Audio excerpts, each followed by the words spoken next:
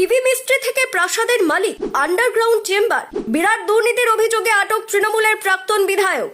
ছিলেন TV mechanic, তৃণমূলের সিঁড়িতে উঠে বছর কয়েকের মধ্যে বিধায়ক, তারপরই হয়ে গেলেন একেবারে রাজপ্রাসাদের মালিক। বাড়ির মধ্যে আকাশ ছোঁয়া দামি আসবাব, অন্দরসাজ থেকে গোপন আন্ডারগ্রাউন্ড কুঠুরি, সেখানে কি চলতো কে জানে। স্থানীয় লোকজনের কথায় উঠে আসছে চাঞ্চল্যকর তথ্য।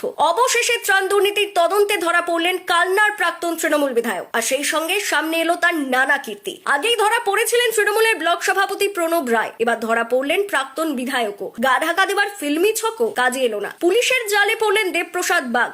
ত্রাণ দুর্নীতির তদন্তে সোমবার মধ্যরাতে পূর্ব বর্ধমানের কালনার প্রাক্তন তৃণমূল বিধায়ক দেবপ্রসাদ বাগের বাড়িতে হাজির হয় পুলিশ। রাতে ধৃত তৃণমূলের ব্লক সভাপতি প্রণব রায়কে সঙ্গে নিয়ে প্রাক্তন বিধায়কের বাড়িতে যায় কালনা থানা, কিন্তু সেখানে দেখা যায় বাড়িতে তালা বন্ধ। তবে পুলিশের কাছে খবর ছিল হুগলির দিকে পালাতে পারেন তৃণমূল নেতা। দরজা বন্ধ থাকায় সারা রাত বাড়ির বাইরেই অপেক্ষায় থাকলো পুলিশ ও কেন্দ্রীয় বাহিনী। সেই সঙ্গে গোটা বাড়ি কার্যত চারদিক থেকে ঘিরে রাখে স্থানীয় বাসিন্দারা। ওঠে চোর চোর স্লোগান। শেষমেশ পালানোর চেষ্টা করলে পাকড়াও করা হয় দেবপ্রসাদ বাগকে। তাকে আটক করে নিয়ে এসেছে কালনা থানার পুলিশ। শেষ পাওয়া খবর অনুসারে প্রাক্তন বিধায়ককে জেরা চলছে। তাকেও তৃণমূলের ব্লক সভাপতি প্রণব রায়কে সঙ্গে এনে বাড়িতে হানা দিতে পারে পুলিশ।